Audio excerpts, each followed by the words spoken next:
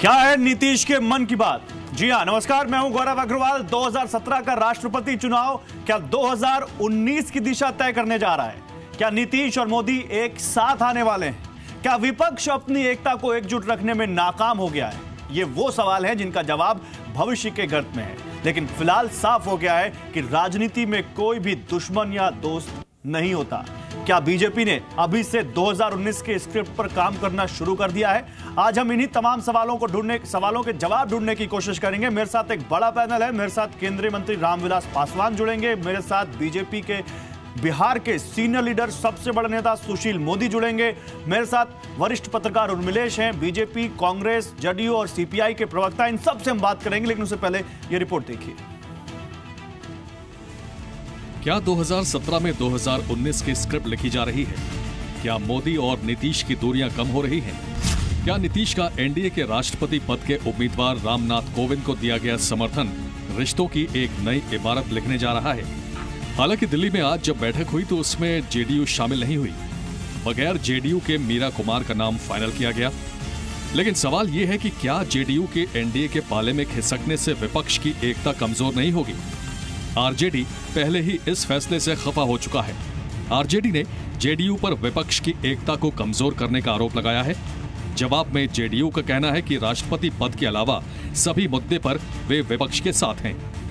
पहले से इन्होंने ही पहल की थी, श्रीमती सोनिया गांधी जी से और लालू जी से, सब लोगों से जाकर कहा था श्री नीतीश कुमार जी ने कि पहल किया जाए, सेकुलर पार्टी एकजुट हो। और फिर इसी में भाजपा को समर्थन कर देना उचित नहीं बुझाता है। नहीं, हम लोगों ने कल एक उम्मीदवार को समर्थन देने का फैसला किया है। आज उसी उम्मीदवार के विरुद्ध हो रही बैठक में हम कैसे हिस्सा ले सकते हैं? जहाँ तक विपक्षी एकता और महागठबंधन की बात है, ये एक आइसोलेटेड इंसिडेंट है श्री कोविंद जी को समर्थन देना। हालांकि बिहार सरकार में मंत्री तेजस्वी यादव का कहना है कि जेडीयू के फैसले से महागठबंधन पर कोई असर नहीं पड़ेगा। लेकिन जेडीयू के समर्थन के बाद रामनाथ कोविंद की जीत लगभग तय हो चुकी है। इन दोनों उम्मीदवारों की विशेषताओं की तुलना करने पर यह स्पष्ट है कि यूपीए व अन्य विपक्षी पार्टियों की उम्मीदवार श्रीमती मीरा कुमार बीजेपी व एनडीए के उम्मीदवार से ज्यादा लोकप्रिय व काबिल भी है। इस कारण अब हमारी पार्टी श्रीमती मीरा कुमार को ही राष्ट्रपति पद के लिए अपना समर्थन घोषित करती है। रामनाथ कोविंद को टीआरएस, बीजेडी, एआईएडीएमके के दोनों गुट, वाईएसआर कांग्रेस, शिवसेना, समाजवादी पार्टी समर्थन का ऐलान कर चुकी है। रामनाथ कोविंद को जीत के लिए 10,98,882 में से 5,49,442 वोटों की जरूरत है। एनडीए के पास कुल 5,37,683 वोट पहले से हैं। अभी तक रामनाथ कोविंद को कुल 62.7% वोटों का समर्थन मिल चुका है।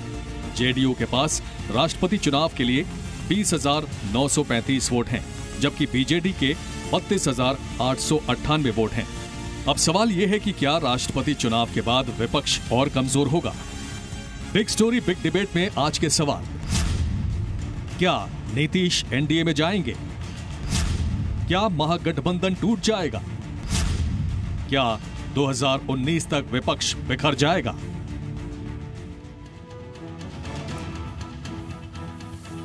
तो क्या विपक्ष बिखर जाएगा? ये वो कुछ सवाल है जो अपनी इस डिबेट के दौरान उठाएंगे। और बहुत दिलचस्प इस वक्त राजनीतिक परिस्थिति बन चुकी है देश में। नीतीश कुमार कभी हां कभी ना की अवस्था में दिखते हैं, और जो विपक्ष के सबसे बड़े नेता होने की कोशिश कर रहे थे और जिनके अंदर सबसे ज्यादा संभावनाएं दिख रही थी, उन्होंने राष्ट्रपति चुनाव के नाम पर एनडीए के साथ करीबी दिखा दी। तो क्या होगा आगे, आज इसी पर हम बात करेंगे। मेरे साथ कौन कौन है मैं आपको ये बता दूं। मेरे साथ बिहार की राजनीति के पुरोधा कह सकते हैं उनमें से एक, मेरे साथ देश के केंद्रीय मंत्री, लोजपा के सबसे बड़े नेता रामविलास पासवान है। उनसे हम थोड़ी देर में बात करेंगे और उनसे बात करेंगे कि नीतीश कुमार के मन की बात उनको क्या समझ में आती है। मेरे साथ सुशील कुमार मोदी थोड़ी देर में जुड़ेंगे, जो कि बीजेपी के सबसे बड़े नेता हैं बिहार के।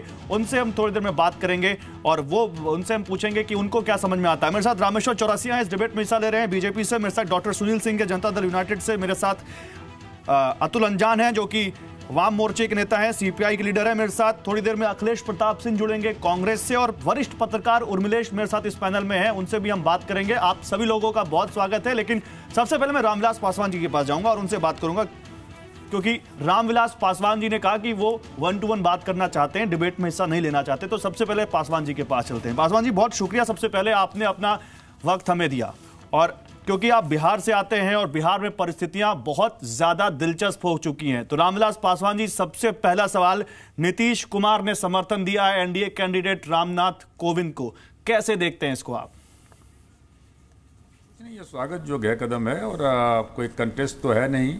राष्ट्रपति के चुनाव में राम गोविंद जी राष्ट्रपति बन चुके हैं, सिर्फ औपचारिकता बाकी है। और हम तो चाहते थे कि तमाम जितने विपक्षी दल के लोग हैं सर्वसम्मति से एक दलित राष्ट्रपति का जो ऐतिहासिक फैसला नरेंद्र मोदी जी ने लिया है उसका समर्थन करें, और नीतीश कुमार जी ने जो समर्थन देने का फैसला किया है ये स्वागत योग्य है।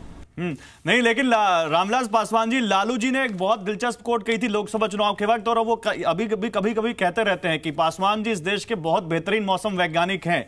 तो मैं उन्हीं की बात को आगे बढ़ाते हुए, उन्हीं की बात को कोट करते हुए आपसे पूछना चाहूंगा कि रामविलास पासवान बतौर सियासी मौसम वैज्ञानिक इस मौसम की करवट को कैसे देख रहे हैं? जिस समय में सरकार बिहार में सरकार बनी थी, उसी समय हमने कहा था कि ये सरकार 2.5 साल से ज़्यादा गठबंधन नहीं चलेगा। मैंने उसी समय कह दिया था, जब सब लोग कह रहे थे कि 5 साल तक सरकार चलेगी, और उसी दिशा में तेजी से कदम हो रहा है। और अब गिनती के दिन बिहार सरकार के बाकी रह गए हैं। नहीं, गिनती के दिन बाकी रह गए, इसका क्या मतलब है? क्या आप मानते हैं कि एनडीए में आ सकते हैं नीतीश? हमको नहीं मालूम है, तो नीतीश जी के ऊपर में है। कभी इस नाव पर पाँव रखते हैं, कभी उस नाव पर पाँव रखते हैं, तो उनके बस की बात है। लेकिन यदि वो एनडीए में आना चाहें तो हम उनका स्वागत करेंगे। नहीं, और रामनाथ कोविंद का समर्थन विपक्ष ने करने से मना कर दिया, उन्होंने अपना कैंडिडेट दे दिया। आपको लगता है कि वो सही कर रहा है विपक्ष? नहीं, उससे कोई फर्क नहीं पड़ेगा। विपक्ष अपना औपचारिकता पूरा सिर्फ करना चाहता है नाम के लिए कि हम अपना उम्मीदवार दे रहे हैं, तो दे सकता है। लेकिन जैसा कि हमने कहा कि जो ये तो वोट की गणित है, आम पब्लिक तो वोट नहीं दे रहा है।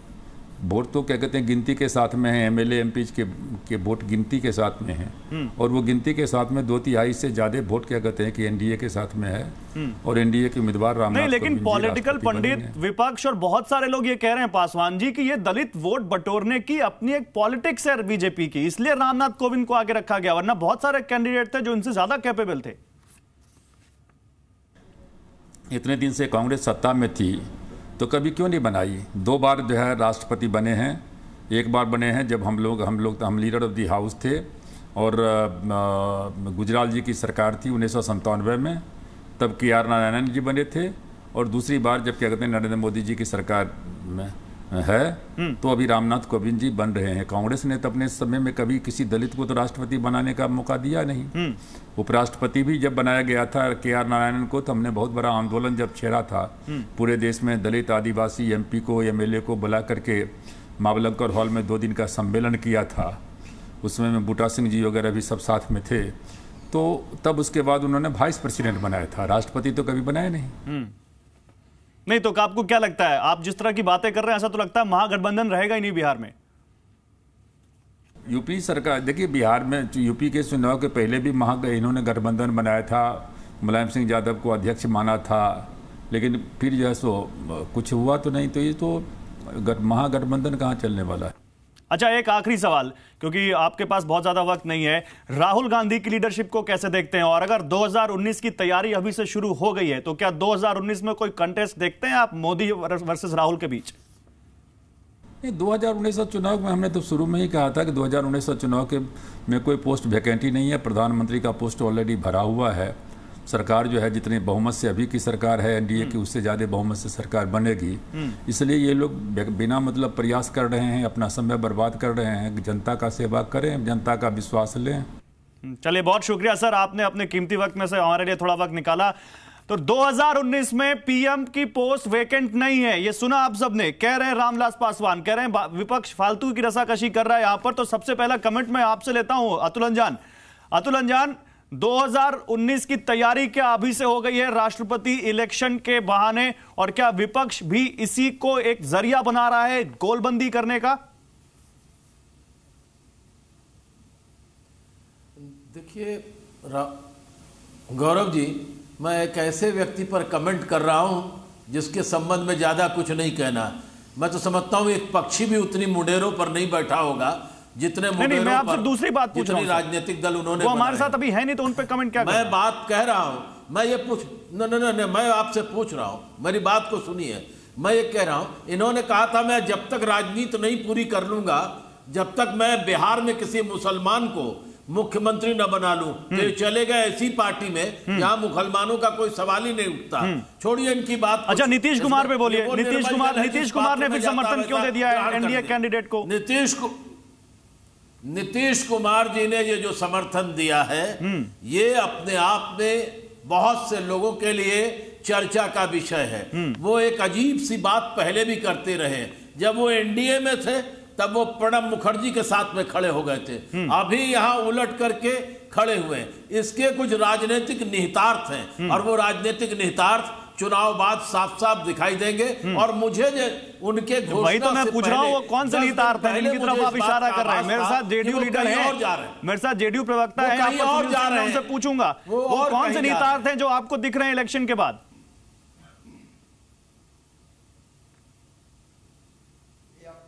अतुल अंजान, आपसे सवाल मैंने पूछा है।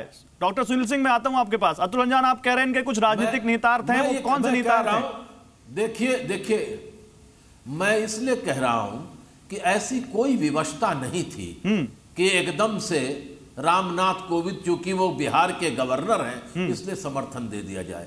मैं व्यक्तिगत रूप से पिछले 30 साल से उनको जानता हूं। जब मैं छात्र संघ का अध्यक्ष था लखनऊ विश्वविद्यालय में, तब से उनको जानता हूं। अब इस पर चर्चा करने की इसलिए जरूरत नहीं समझता कि वो उम्मीदवार है, लेकिन एक परंपरा रही है राष्ट्रपति के चुनाव के लिए, एक परंपरा रही है कि बहुत बड़े जो सामाजिक, आर्थिक, राजनीतिक जीवन में, सांस्कृतिक जीवन में बहुमूल्य होते हैं वो है। रामविलास जी कह रहे थे कि उन्होंने बना दिया के आर नारायणन को, बिल्कुल गलत बात है। उपराष्ट्रपति भी ये वामपंथी और कम्युनिस्ट पार्टी के नाम थे, आपको पुराने अब आप कह रहे हैं इसके चर्चे भी किए जा रहे हैं। नहीं, बहस नहीं करना चाहता। नहीं अतुल अंजान, आप कह रहे हैं कि इसके चर्चे भी किए जा रहे हैं, उसके आप इशारा भी कर रहे हैं। अतुल जी, आप बहुत बेबाक बोलते हैं और आज आप बोलने से बच रहे हैं। आप बहुत बेबाक बोलते हैं, आपकी बेबाक बोलने के मिसालें दी जाती हैं। मैं बोल रहा हूं, और उसके बाद आप बोलने से बच रहे हैं। जरा सा बहस को बहस को और आगे बढ़ाइए, जरा बहस को और आगे बढ़ाइए, तब मैं आज आ जाऊंगा बेबाक। चलिए ठीक है, आपकी बेबाकी का इंतजार रहेगा। लेकिन डॉक्टर सुनील सिंह, नीतीश कुमार ने ऐसा कुछ कर दिया है जो हम जर्नलिस्ट को भी चौंकाता है, इससे पहले भी करते रहे, पॉलिटिकल फेटर्निटी को भी चौंकाता है। आप सबसे ज्यादा बेहतर बता सकते हैं कि रामनाथ कोविंद को समर्थन क्यों दिया नीतीश कुमार ने, और क्यों ना मतलब निकालें कि इससे कि उनकी नजदीकी एनडीए से बढ़ रही है। गौरव जी, उन्होंने समर्थन क्यों दिया इसके बारे में वो बता चुके हैं, फिर मैं एक बार फिर दोहराता हूं।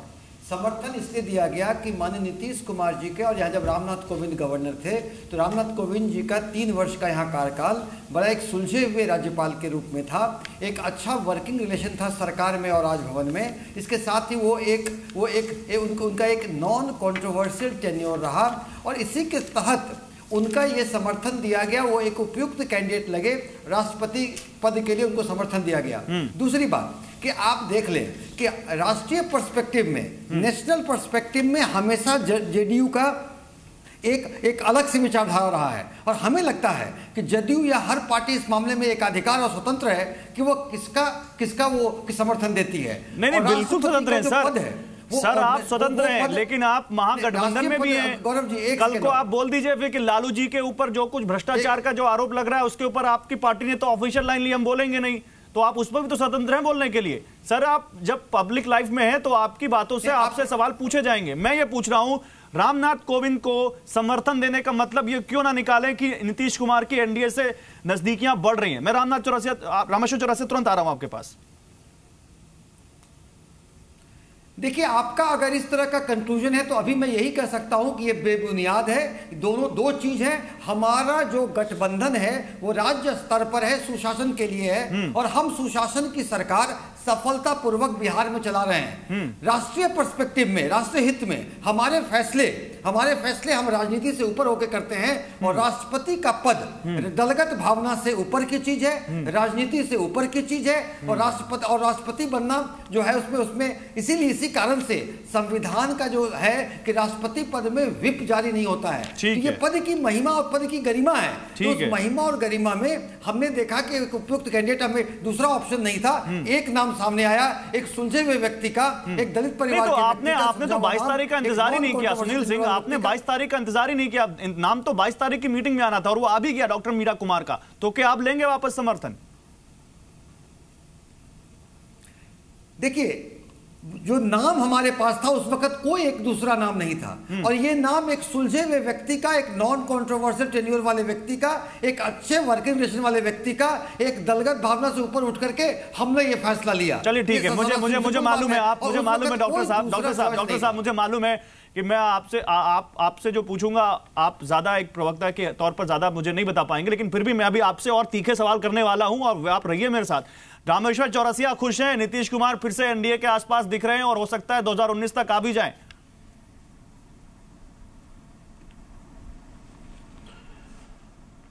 और देखिए, अभी जो जेडीयू के प्रवक्ता बोल रहे हैं, जो आप बोल रहे हैं, चाहे अतुल अंजाम जी बोल रहे हैं, एक बात मैं आपको साफ बता दूं, इसका जवाब आपको अगर देख कोई सकता है तो जेडीयू नहीं देख सकता है। दे सकते हैं तो सिर्फ नीतीश कुमार दे सकते हैं। उनका पास्ट रिकॉर्ड भी आप देख लीजिए, क्योंकि पिछली बार भी उन्होंने किया था। तो ये राष्ट्रपति के चुनाव में एनडीए कैंडिडेट की विजय तो सुनिश्चित है, आपको भी पता है। हमारे कैंडिडेचर घोषणा के पहले ही साउथ की 3 पार्टियां उनको समर्थन देने की बात कह चुकी थी। उसके बाद बीजेडी भी आ गई, लेकिन नीतीश कुमार जी ने पहले घोषणा नहीं किया था। तो ये अब जो सवाल आप पूछ रहे हैं, तो पिछली बार भी आपको मालूम है 2012 में नीतीश कुमार जी हमारे ही मुख्यमंत्री थे, एनडीए के मुख्यमंत्री थे, सिर्फ गठबंधन में नहीं थे। मुख्यमंत्री होना, प्रधानमंत्री होना एक बड़ी बात होती है। उसके बावजूद भी हमारे रिक्वेस्ट को नहीं मानते हुए उन्होंने यूपीए के कैंडिडेट को खुलेआम समर्थन दिया। हमारे साथ रहे भी, थोड़े ही दिन उसके बाद रहे। तो ये बात, इसका जवाब सिर्फ वही दे सकते हैं। लेकिन मैं आपसे कहना चाहता हूं, यहाँ भी थोड़े दिन ही रह गए। चौरसिया साहब, मैं आपको टोकूंगा नहीं, लेकिन मैं एक चीज बोल दूं। आपने बोला ना नीतीश कुमार जानते हैं कि क्या है, तो मैं बता दूं, हमने प्रोग्राम का नाम ही रखा है कि क्या है नीतीश के मन की बात। हालांकि मन की बात को लोग आजकल मोदी जी से जोड़ते हैं, लेकिन मैं तो यही पूछ रहा हूं कि आपके साथ जो थोड़े दिन बचे थे, यहां भी क्या वो गिनती थोड़े दिनों की शुरू हो गई है? ना, मन की बात जब आप कहे तो याद है तब नीतीश कुमार जी के मन की बात, तो नीतीश कुमार जी मन की बात कहते नहीं है। मोदी जी तो मन की बात कहते हैं, बाद में उस पर एक्शन भी लेते हैं, आपने देखा है। तो नीतीश कुमार जी मन की बात नहीं कहते, लेकिन वो एक्शन लेते हैं। मैं एक दूसरी चीज आपको बोल रहा हूँ, जो ये बहस चल रही है, अगर नीतीश कुमार जी ऐसा नहीं कहते, ऐसा नहीं करते, तो आप बहस भी नहीं कराते। तो लोकतंत्र की खूबसूरती है कि आप बहस करा रहे हैं, और लोकतंत्र में नहीं सर, आप इतना बड़ा दिल मत करिए कि हमारे बहस कराने के लिए आप कोई फैसला ले लीजिए। सर इतना बड़ा दिल तो आप मत करिए कि हमारे बहस कराने के लिए आप फैसला ले लीजिए। सर हमें मालूम है कि आपने आप जो कह रहे हैं, मुझे मालूम है कि नीतीश कुमार ने यह फैसला केवल जी बिजनेस के लिए तो नहीं लिया कि जी बिजनेस इस पर बैठकर डिबेट करेगा। मैं ये पूछ रहा हूं आपसे, क्या आप इस बात से खुश हैं? इस बात से खुश हैं? इस बात से नहीं, मैं इस बात आपसे सवाल पूछ रहा हूं सीधा। आप खुश हैं नीतीश कुमार ने रामनाथ कोविंद का समर्थन किया? और 2019 के लिए क्या इसका कोई मैसेज हम ढूंढें इसमें कि ना ढूंढें? देखिए, रामनाथ कोविंद जी का समर्थन किया नहीं किया, ये मैंने पहले आपको बताया कि एनडीए की जीत सुनिश्चित है। 2/3 से रामनाथ कोविंद जी जीतेंगे, क्योंकि रामनाथ कोविंद जी एक ऐसे शख्स हैं जो सही रामविलास सिनेवल कभी कंट्रोवर्शियल नहीं रहे हैं। और आपने देखा कि संगठन की प्रतिबद्धता भी है, और जहां उनको रखा गया काम की प्रतिबद्धता भी है। और एक बात मैं कहूंगा कि ये बायस्ड आदमी नहीं है वो, बिल्कुल। जैसा आपने बिहार में भी उनका कार्यकाल देखा, राज्यसभा में भी 12 साल है, आपने रामनाथ कोविंद जी के ऊपर जा रहे हैं। हम तो नीतीश कुमार पे पूछ रहे हैं, आप रामनाथ कोविंद जी की काबिलियत बता रहे हैं। हम कह रहे हैं बहुत काबिल आदमी, तभी तो आपने उनको राज्यपाल बनाया था। ये तो भाई मैंने आपको देखो गौरव जी, मैं कंट्रोवर्सी में नहीं जाता, मैंने आपको पहले ही बता दिया, एक लाइन में बता दिया। मैं भी उनके साथ 15 साल विधायक रहा हूं। एक लाइन में मैंने आपको बता दिया कि इसका जवाब सिर्फ वही दे सकते हैं। चलिए ठीक है, मैं अखिलेश जी से जवाब लेता हूं। मन की बात ठीक है, नीतीश जी के मन की बात हम लोग बहुत तत्पर है, नीतीश जी बहुत बेकरार है नीतीश जी के मन की बात सुनने के लिए। कब वो मन की बात कहेंगे और कब हम सुनेंगे। लेकिन अखिलेश जी, आपको क्या कुछ नीतीश जी के मन की बात सुनाई पड़ रही है क्या? आप लोगों के साथ महागठबंधन में, आप लोगों के यूपीए का बहुत बड़ा चेहरा, और जब राष्ट्रपति चुनाव पर विपक्ष गोलबंदी कर रहा है, एक साथ आ रहा है, तो वो अलग लाइन ले लेते हैं। यहां पर क्या कोई मन की बात आपको सुनाई पड़ रही है? हम लोगों ने अपील की है, लालू जी ने भी मांग की है। हम लोग को अपेक्षा है नीतीश जी हम लोग का साथ देंगे, क्योंकि जहाँ तक काबिलियत और क्षमता और राजनीतिक इतिहास और सबको समेट के लेके चलने की मृदुभाषी नेतृत्व की बात है, वो मीरा कुमार जी और कोविंद में सबको पता है अंतर। लेकिन आज जिस प्रकार से बीजेपी एक राष्ट्रपति के चुनाव को राजनीतिक रूप देने का प्रयास की थी, जब उनसे कहा गया था कि आप रायशुमारी कर लें, एक प्रत्याशी कर लें, लेकिन वो अपने अहम में थे। उन्होंने एक तरफा अपना फैसला लिया, सुना दिया। अब दो प्रत्याशियों के बीच में निश्चित है कि चुनाव प्रक्रिया होगी, चुनाव होगा, और हमें उम्मीद है नीतीश जी नहीं और भी बहुत से लोग हमारा साथ देंगे, क्योंकि आज समय की आवश्यकता है। नहीं सर, अभी आपने कहा 2019 का, सर नीतीश कुमार ने तो रामनाथ कोविंद जी को अपना साथ दे दिया है। कर रहे हो। अरे तो हो सकता है, अभी बात हो रही है, कोई अभी वोटिंग नहीं होने जा रही है, अभी अपील हुई है। आपने कहा 2019 को देख करके हो सकता है दे दिया हो। अरे भैया, पूरा देश अभी डूबो रहा है, 2 साल पहले जहां डूब रहा है, 2019 में तो मोदी जी का डूबना तय ही है। कौन उनके साथ जाएगा? वो नहीं जाने वाला है, जो है वो भी नहीं मिलेंगे 2019 तक। तो ये अच्छा करना कि आपका सोचना कि 2019 की उम्मीद करके कोई साथ जा रहा है, तो वो तो असंभव है। आज ही डूबो, जो देश को आज ही डूबो रहा है 2019। पता नहीं सर, आप नहीं देख पा रहे हो, लेकिन हम तो देख रहे हैं कि यहाँ ये राष्ट्रपति चुनाव नहीं हो रहा है, राष्ट्रपति चुनाव के बहाने 2019 की तैयारी हो रही है। मैं उर्मिलेश जी वरिष्ठ पत्रकार है, उनसे कमेंट ले लेता हूँ। रामेश्वर चौरसिया में आ रहा हूँ आपके गौरव जी, एक मिनट। रामेश्वर जी आप लोग रामेश्वर जी आ रहा हूँ। रामेश्वर जी आ रहा हूँ। तो हर चीजों में अपनी सुविधा अनुसार आप लोग तो अपनी सुविधा अनुसार हर चीजों में नेतार्थ देखते रहते हैं, वो आपका अधिकार है, देखते रहिए। और अगर कहेंगे तो कई और जो आप लोगों ने देखा था वो नहीं हुआ, आप ही लोग। ठीक है सर, उस पर चर्चा अब आगे करेंगे। मैं चर्चा करूंगा आगे उन सभी बातों पर, लेकिन उर्मिलेश जी से एक न्यूट्रल कमेंट लेता हूं। अधिकार है, आप लें। मुझे लगता है आपको अच्छा लगेगा वो न्यूट्रल कमेंट देंगे। तो उर्मिलेश जी, क्या वाकई इसमें हम कोई निहितार्थ ना ढूंढें, और क्या जर्नलिज्म के स्टूडेंट को ये अधिकार नहीं है कि वो आने वाली कुछ भविष्य में होने वाली चीजों का कयास अभी से लगाए, और नीतीश कुमार का ये दांव वाकई कोई भविष्य का संकेत नहीं देता? देखिए, नीतीश कुमार जी भारतीय राजनीति में बहुत ही सुचिंतित और समझदार किस्म के राजनेता माने जाते हैं, लेकिन उनके जो रणनीतिक दाव पेच उनकी है, उसमें अगर देखा जाए तो कंसिस्टेंसी का एक अभाव रहा है। I mean, he was not consistent. I mean, since last many years. अभी जैसे कहा किसी ने आपके पैनल में कि जब वो एनडीए में थे तो उन्होंने यूपीए के उम्मीदवार का समर्थन किया, और समर्थन करने के दौरान भी सरकार चलाई, कुछ महीने के बाद तक चलाई, लेकिन फिर अचानक वो यूपीए की तरफ आ गए। I mean, आरजेडी कांग्रेस की तरफ आ गए। तो आपका जो सवाल था कि क्या वो इस बार एनडीए के उम्मीदवार को समर्थन कर रहे हैं प्रेसिडेंट के लिए, तो क्या अगला कदम उनका पिछली बार की तरह एनडीए की तरफ होगा? एक जर्नलिस्ट के तौर पे मैं बिल्कुल इस संभावना को खारिज नहीं करता। बहुत सारे लोग बिहार की सियासत को जो ठीक से समझने की कोशिश करते हैं, वो मानते हैं कि 2018 तक ऐसा होगा, ऐसा हो सकता है, लेकिन मैं तो ये समझ रहा हूं कि हो सकता है उसके पहले भी हो जाए, तो मुझे कोई आश्चर्य नहीं। लेकिन अगर नहीं होता है तो हम मानेंगे कि जरूर नीतीश जी अपनी पार्टी, अपने समर्थकों या अपने कार्यकर्ताओं के दबाव में हो सकता है रिव्यू करें इस पूरी प्रक्रिया को। तो उनके मन की क्या बात है ये तो मैं नहीं जानता। जब शरद यादव नहीं जान सकते, जब केसी त्यागी नहीं जान सकते, तो फिर मैं कौन हूं? मैं तो एक साधारण पत्रकार हूं। देखिए, मेरे अभिन्न मित्र हैं केसी त्यागी, और कई बहुत सालों से जेडीयू के बड़े नेता हैं। जी, बड़े नेता। उन्होंने एक बात कल या परसों बड़ी दिलचस्प कही कि भाई हम तो पहले से भी इस तरह से करते रहे, कभी एनडीए को किए, जब एनडीए में थे तो यूपीए के कैंडिडेट को कर दिए, तो इस बार हम किए हैं तो क्यों आश्चर्य हो रहा है लोगों को? तो भाई वही सवाल मैं कर रहा हूं कि क्या आप इस बार एनडीए के कैंडिडेट को कर रहे हैं, तो क्या कांग्रेस और आरजेडी या इस यूपीए के में से वाकई आप बाहर जा रहे हैं? क्या आप ये इंडिकेट कर रहे हैं क्या? नहीं बिल्कुल, और थोड़ी देर में सुशील मोदी मेरे साथ जुड़ेंगे तो मैं उनसे भी पूछूंगा ये सवाल, और उनके जवाब बड़े दिलचस्प हो सकते हैं। लेकिन मैं आपसे दूसरा सवाल पूछ रहा हूं। रामेश्वर जी मैं तुरंत आ रहा हूं, रामेश्वर जी मैं तुरंत आ रहा हूं। गौरव जी, अच्छा आप बोल लीजिए, आप बोल एक सवाल मैं पूछ लेता हूं, आप बाद में पूछिए ना। अरे सर, सवाल पूछने की जिम्मेदारी तो कम से मुझे दे दीजिए। क्या आपको ऐसा नहीं लगता है कि जो पिछला चुनाव हुआ, कांग्रेस जब कम्युनिस्ट के साथ मिलकर लड़ी बंगाल में तो समाप्त हो गई, वही हाल अखिलेश का हुआ, जब कांग्रेस के साथ गई तो कांग्रेस तो गई ही, अखिलेश भी समाप्त हो गए। तो क्या ये नहीं लगता है आपको कि नीतीश कुमार जी को भी ये दिख रहा होगा कि एक बार तो हो गया लेकिन कांग्रेस के साथ जाने में कोई भविष्य नहीं है? आप ध्यान दीजिए कि बाकी जो पार्टियां हमें समर्थन की है यूपीए की घटक नहीं है, नीतीश कुमार जी समर्थन की है वो यूपीए की घटक है।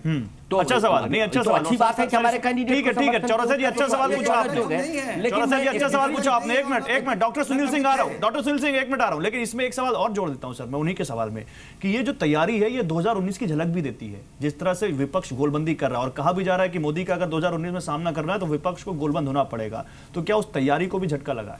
एब्सोल्युटली, ये मैं पूरी तरह मानता हूं कि आज का जो प्रेसिडेंशियल इलेक्शन है वो 2019 के राजनीतिक समीकरणों को निश्चित रूप से तय करेगा कि कौन कहां है, कैसे है और क्या है। देखिए एक बहुत खूबसूरत उन्होंने एक सवाल कहा कि क्या नीतीश कुमार को अपना भविष्य नहीं दिख रहा कांग्रेस के साथ, इसलिए नीतीश कुमार ये कर रहे हैं क्या?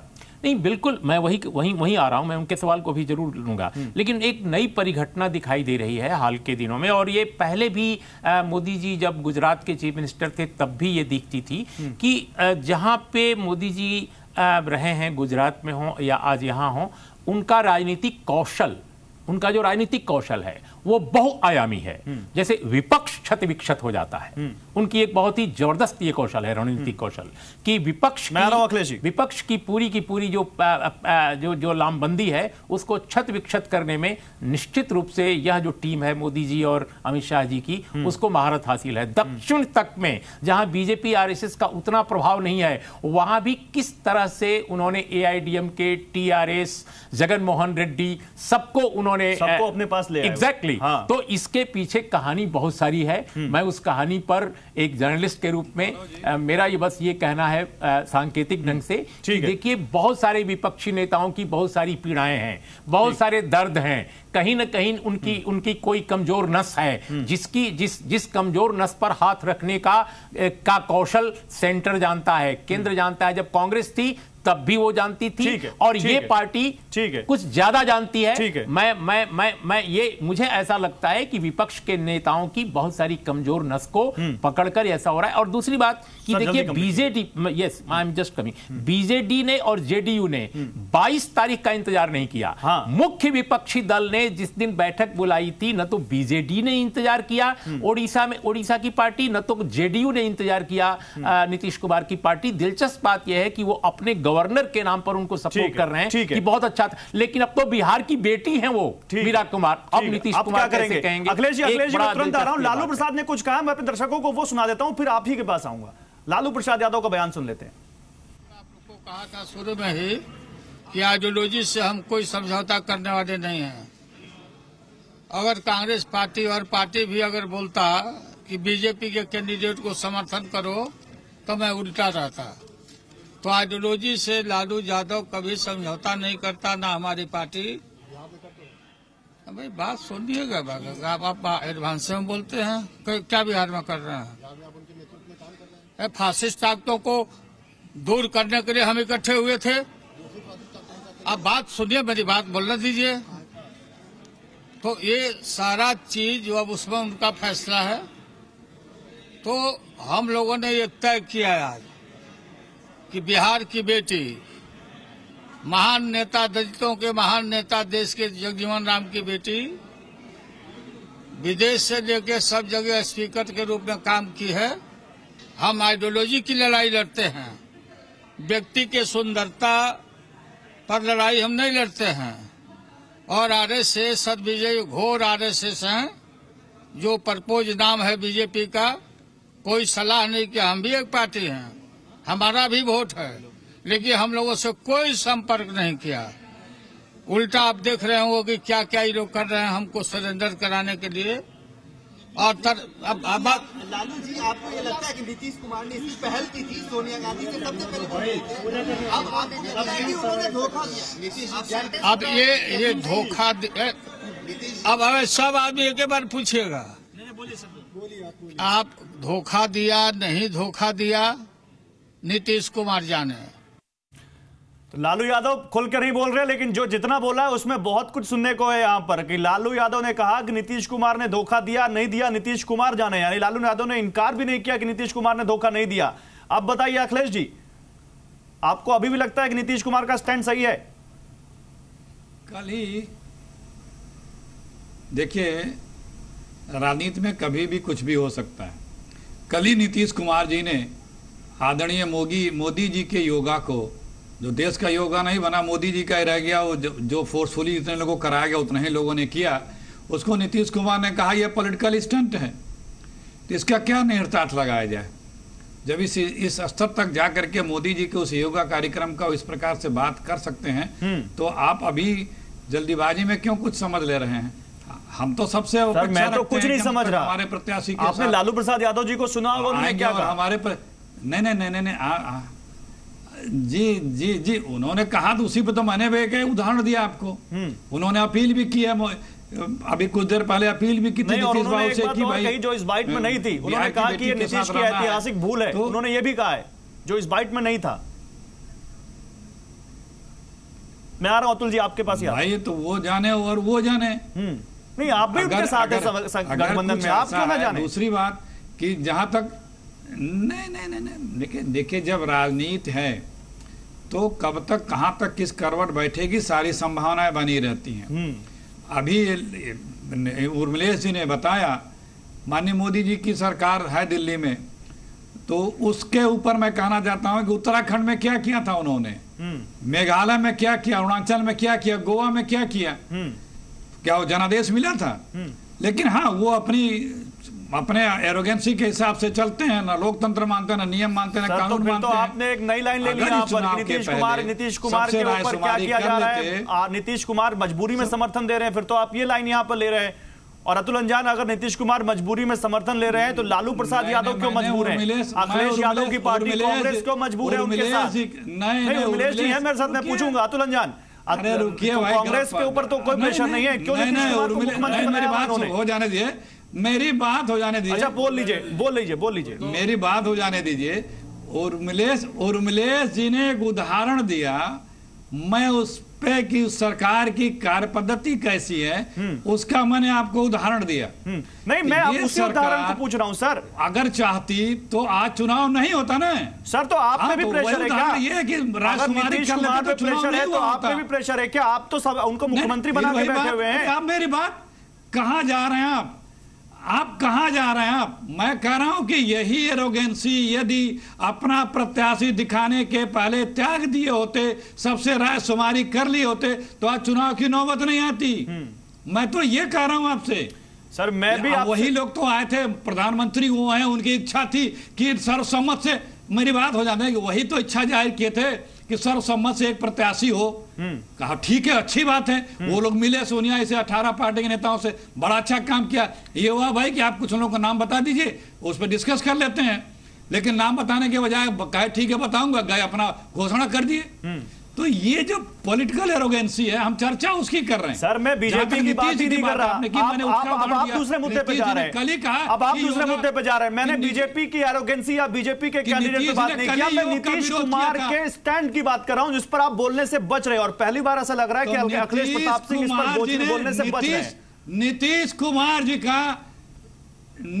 कुमार जी का स्टैंड योग पे कल क्या था? बिल्कुल खिलाफ था। हमने उस पर प्रोग्राम किया था, इसलिए उस पे आप बात लेकिन नीतीश कुमार के स्टैंड पे लालू प्रसाद यादव का बयान क्या कहता? ठीक है, फिर कैसे आप किसी निर्णय पहुंच गए? मैं आता हूं सर। कैसे किसी निर्णय पहुंच गए? मैं निर्णय पे नहीं पहुंच रहा हूं, मैं तो सवाल पूछ रहा हूं। मैं निर्णय पे नहीं पहुंच रहा हूं। मेरे साथ सुशील मोदी जुड़ने वाले, 2 मिनट में मुझे अतुल अंजान जी के पास जाने दीजिए।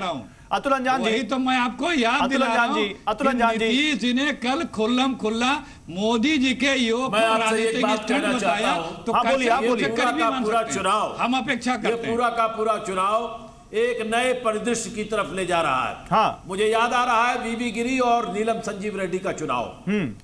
कांग्रेस पार्टी की तरफ से नीलम संजीव रेड्डी चुनाव लड़ रहे थे, वीवी गिरी दूसरी तरफ से आ गए और यहां तक कि अंतरात्मा की आवाज पर वोट देने की बात हुई और वीवी गिरी विजयी हुए। कल तक मायावती जी जिस रामनाथ कोविंद जी के समर्थन में थी, आज पहला टर्न उन्होंने लिया कि मीरा कुमार जी के साथ हुई। बहुत सारी घटनाएं हो सकती हैं, बहुत से लोग बदल सकते हैं, लेकिन एक बात सच जो उमेश जी ने कही कि कहीं ना कहीं एक बड़ी दिलचस्प लड़ाई लड़ने वाली ताकतें और हर तरह के साम दाम दंड भेद का प्रयोग इस राष्ट्रपति के चुनाव में करने की क्षमता लेकर के जो लोग आज चुनाव के मैदान में उतरे हैं, उनसे भी बहुत सावधान होकर के इस पूरी प्रक्रिया को देखने की जरूरत। चलिए ठीक है, मेरे साथ सुशील मोदी जुड़ गए हैं, मैं आता हूं आप लोगों के पास। मैं आता हूं राष्ट्रपति के चुनाव को आप जाति और धर्म के साथ जोड़ना और आरएसएस के आदमी को चुनाव के मैदान में उतार देना, ये एक सर ये तो उस पार्टी को बताना होगा कि वो आरएसएस से उतारती है, बीजेपी से उतारती है, किसी न्यूट्रल आदमी को उतारती है। उन्होंने तो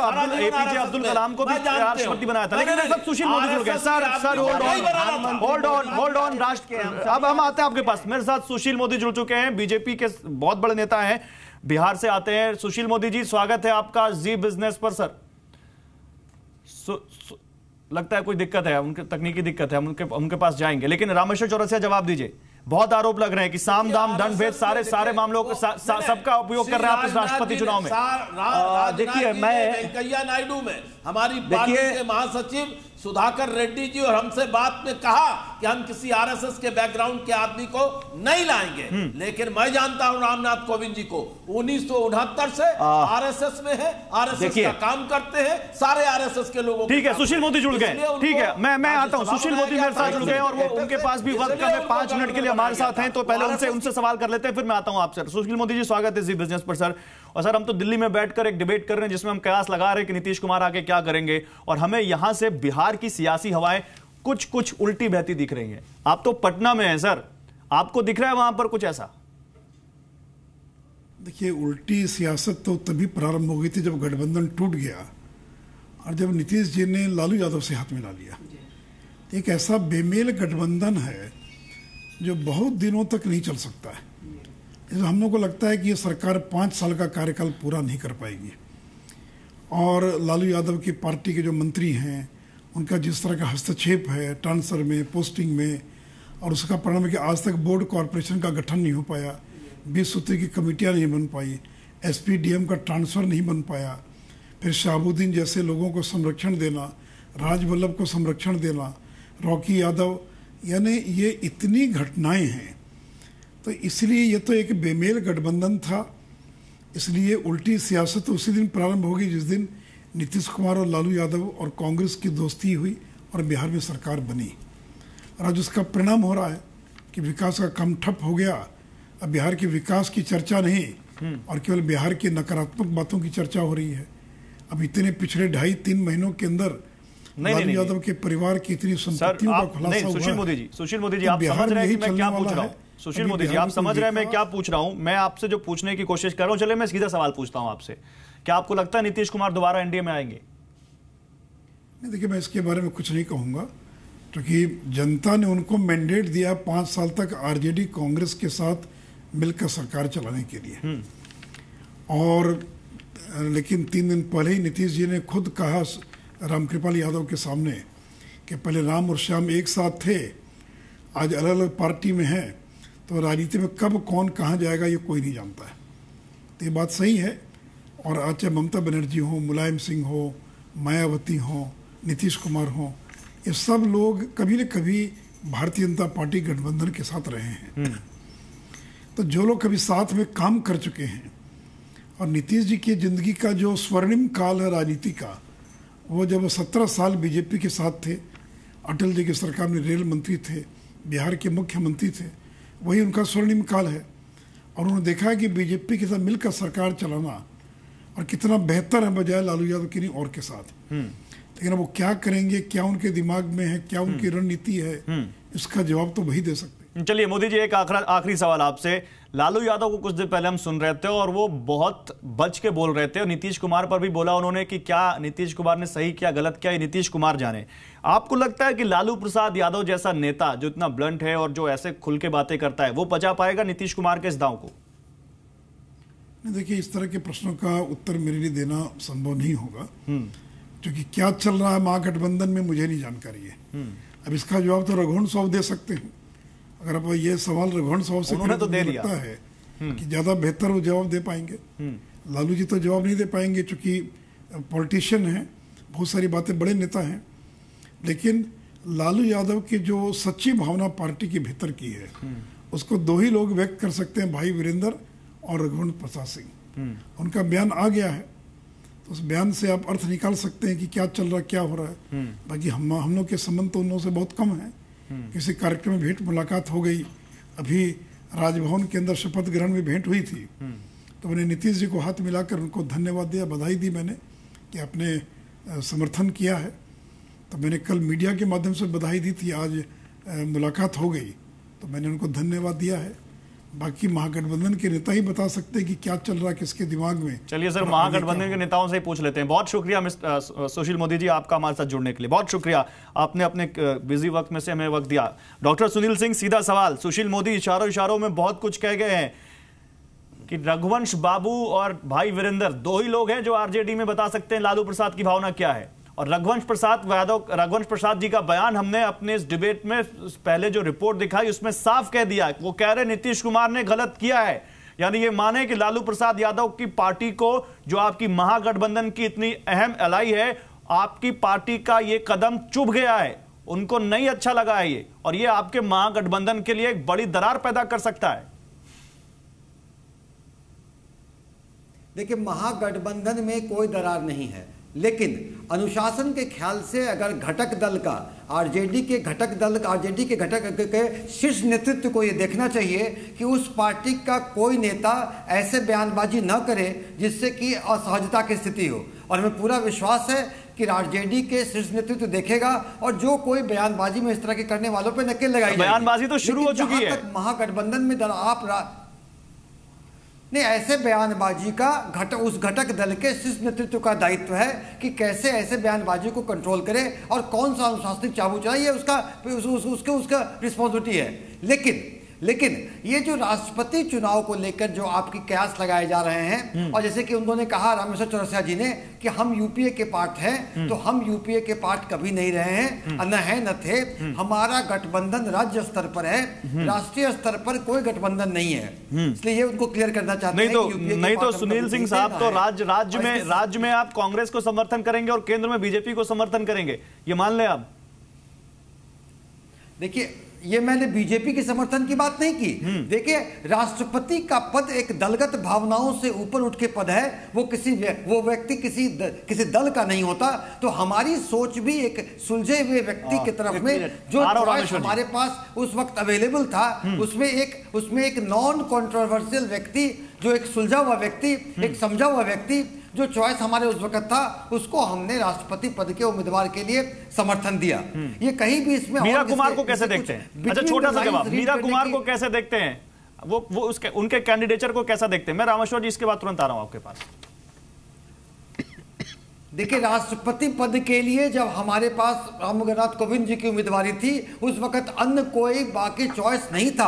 और रामनाथ कोविंद जी को हम लोगों ने, चूंकि उनके विकट के जिस कारणों से समर्थन किया, ये बता दिया गया कि उनका यहाँ पे कार्यकाल। मीरा कुमार के कैंडिडेचर पर सवाल पूछा है, रामनाथ कोविंद जी के बारे में नहीं पूछा है। जब हम लोगों ने रामनाथ कोविंद जी को समर्थन कर दिया, तो हम लोगों ने समर्थन किया रामनाथ कोविंद जी को। आज के डेट तक वही बातें हैं कि हमारा समर्थन रामनाथ कोविंद जी को राष्ट्रपति पद के लिए है। चलिए ठीक है, आप नहीं बोलना चाहते। रामेश्वर, एक सवाल अनुत्तरित रह गया है। पूछिए सर, आप पूछिए। ये मतलब मैं केवल इन्हीं से नहीं, सबसे जानना चाहता हूँ। आपने पहले सोनिया गांधी जी से नीतीश कुमार जी की मीटिंग हुई, और ये हुआ कि भी ठीक है हम तय करेंगे, और 22 तारीख की एक तारीख तय हुई। ठीक है। इसी बीच में बीजेपी अपने उम्मीदवार की घोषणा करती है, और उस घोषणा में बिहार के राज्यपाल का नाम आ जाता है। नीतीश कुमार जी बगैर इंतजार किए 22 तारीख का, या बगैर इंतजार किए कि कहीं ऐसा तो नहीं कि बिहार से ही कोई कैंडिडेट आ जाए यूपीए की तरफ से या कांग्रेस की तरफ से या संभावित गठबंधन की तरफ से, तो बिना इंतजार किए वो अचानक डिक्लेयर कर देते हैं। ये महज संजोग है, योजना है, रणनीति है या कोई संकेत है? मैंने ये सवाल पूछा था लेकिन फिर से पूछते हैं, जवाब देंगे सुनील सिंह जी इसका?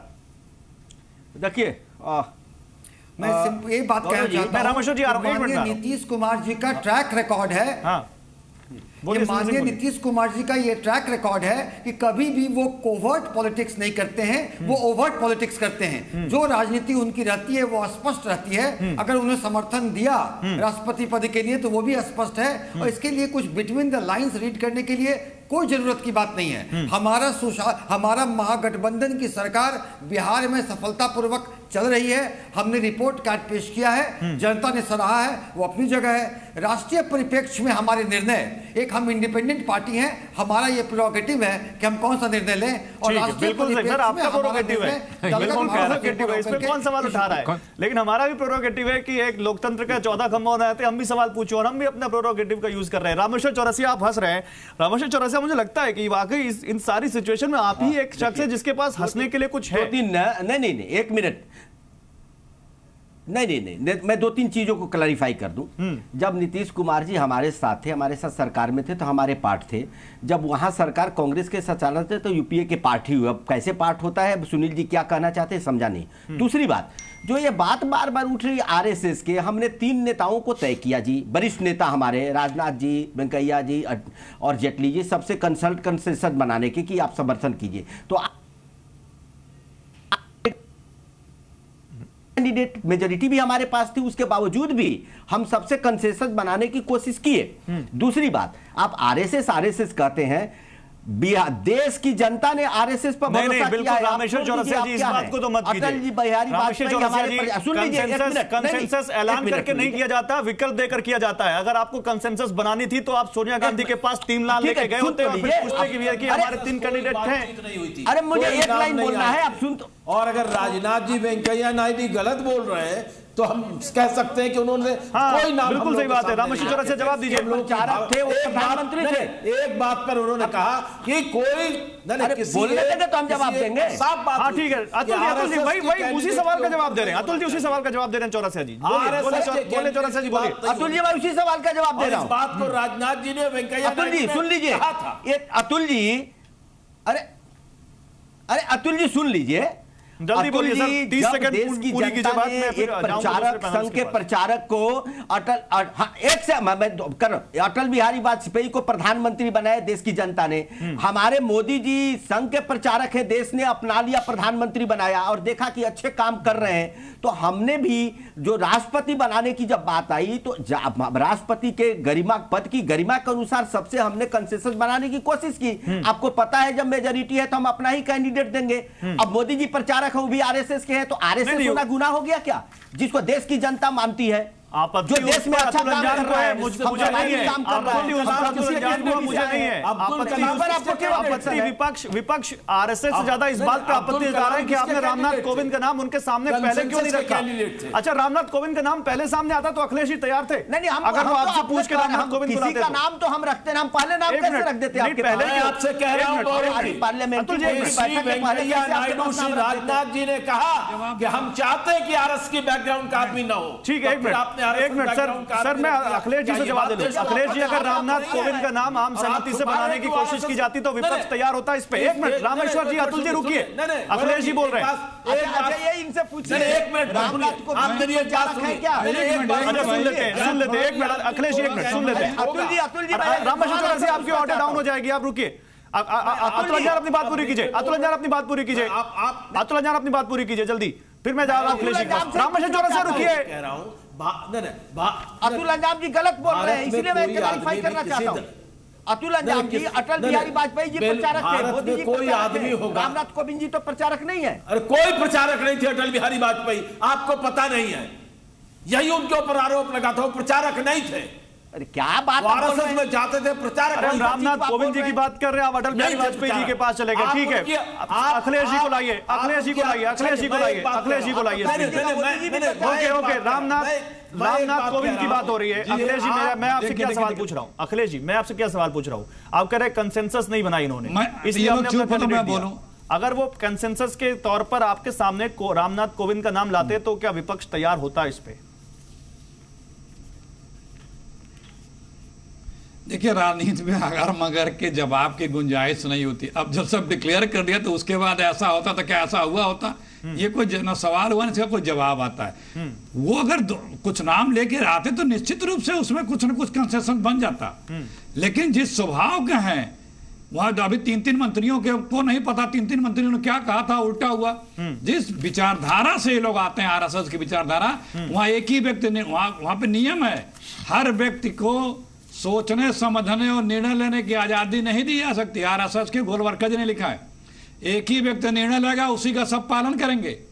तो वहां पे ये लोकतंत्र या कंसेंसस विचारधारा वहां नहीं है। दूसरी बात, हमारे जो सुनील सिंह जी ने एक अच्छी बात कही, वो ये कही कि वो जब उनको हम लोगों ने समर्थन दिया तो एक अच्छे उम्मीदवार थे, वो बेहतर उम्मीदवार पे जोर दे रहे हैं। तो हम भी इसी पास आ रखते हैं। आज दोनों में से कौन बेहतर उम्मीदवार है आप तो ये सबको पता है, बताने की आवश्यकता नहीं है। एक उम्मीदवार को ये बताया गया कि ये दलित है, एक को पता, एक को उम्मीदवार को सिर्फ ये बताया जा रहा था ये दलित है, दलितों के लिए काम किए हैं, दलितों के लिए काम किए हैं, दलित हैं, दलितों के लिए काम के लिए सिर्फ एक गवाही की सूचना अभी तक आई है, और क्या काम किए नहीं पता है।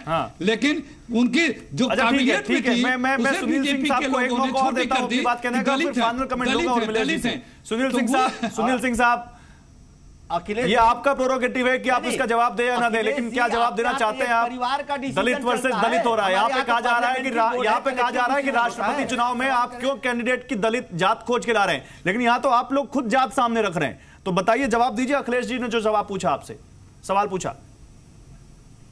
देखिए, राष्ट्रपति न तो किसी दल का होता है, न किसी जात का होता है, न किसी धर्म का होता है, वो सबका होता है। इसीलिए राष्ट्रपति के चुनाव सर, आप इस डिबेट में चौथी बार बोले इस बात को। लेकिन मुझे लगता है जो अभी आज की जो स्थिति है राष्ट्रपति चुनाव की, ठीक है सर, ठीक है, आपका जवाब मिल गया। उसमें बहुत दुर्भाग्यजनक यह है कि इसको वाकई दलित और जाति और ये सब प्रश्न, अखिलेश जी खुद कह रहे हैं कि हमारे पास दलित उम्मीदवार है। जी हाँ, देखिए, बेहतर तो ये होता कि एक योग्य, केवल सक्षम, समर्थ उम्मीदवार की बात की जाती। देखिए, एक बात बताऊं मैं आपको, के.आर. नारायणन साहब इस देश में एक दलित थे जो राष्ट्रपति बने थे, लेकिन वो बीजेपी ने जिस तरह रामनाथ कोविंद जी को दलित चेहरे के रूप में पेश किया, उस तरह के.आर. नारायणन को उस वक्त दलित चेहरे के रूप में पेश किया। 2019 में इसका फायदा होगा। एक सेकंड मैं एक सेकंड कंक्लूड करना, बिल्कुल। के.आर. नारायणन स्कॉलर थे, विद्वान थे, कॉन्स्टिट्यूशन के जानकार थे, और मेरी नजर में सन 47 के बाद भारत के सबसे बेहतरीन राष्ट्रपति वही हुए थे।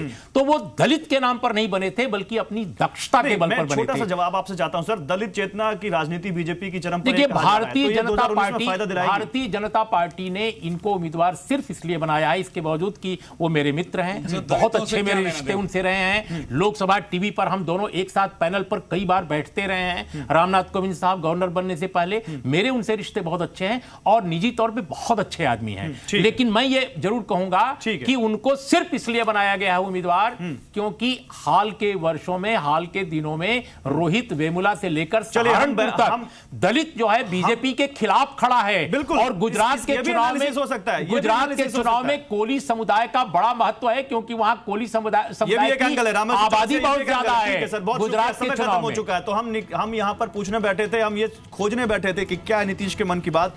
थोड़ा बहुत तो पता चला, और थोड़ा बहुत पता चलेगा तो फिर नीतीश कुमार इतने बड़े नेता कैसे होंगे। तो इंतजार करिए, कुछ दिन में और नीतीश कुमार के मन की बात आप सबको हम बताएंगे, और इस पर भी एक शो आपके लिए लेकर आएंगे। फिलहाल बिग स्टोरी बिग डिबेट में आज बस इतना ही। नमस्कार।